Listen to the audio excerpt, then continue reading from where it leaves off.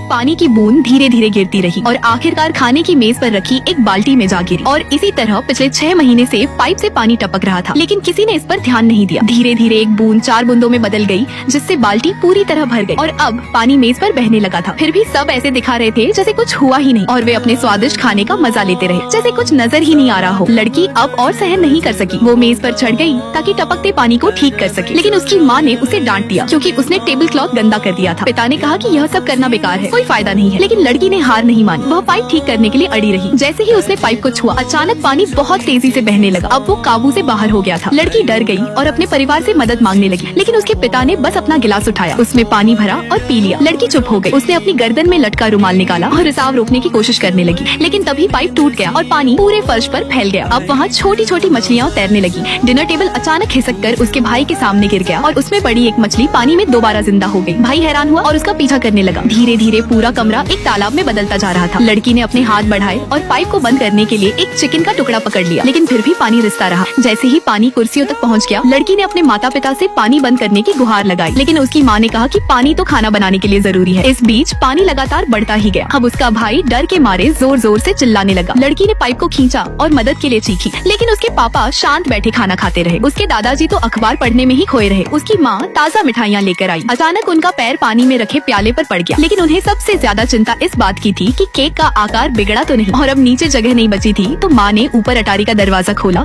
और अपने बेटे को ऊपर खींच लिया। लड़की ने देखा कि उसके दादाजी अब पानी में डूबने वाले हैं। वह चुपचाप रोने लगी। आखिर में उसने पाइप को छोड़ दिया और माँ के साथ ऊपर की ओर चढ़ गई, लेकिन पानी रुक नहीं रहा था। धीरे धीरे वह ऊपर वाले कमरों तक भी पहुँचने लगा। लड़की बेचैनी से खिड़की पर जाकर बाहर मदद के लिए दस्तक देने लगी। जब उसने खिड़की खोली और बाहर आवाज लगाई, तो उसे ऐसा लगा कि पूरा शहर ही अब पानी में डूब चुका था।